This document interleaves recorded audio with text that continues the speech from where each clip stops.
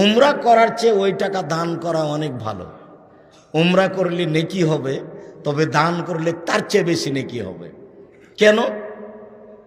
উমরা করলে আপনার নেকি তো কি হবে? কিছু নেকি হবে।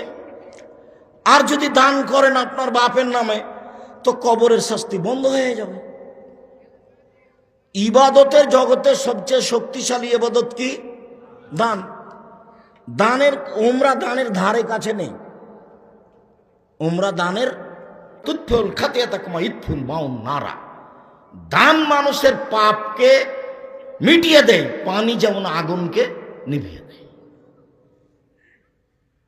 আর সাদকা তো বুরহান, দান হলো দলিল। আমি জান্নাত পাবো। কেন? আমার কাছে দলিল আছে। কি দলিল? এই যে দান। টাকা দিয়ে জান্নাত কিনে নিব?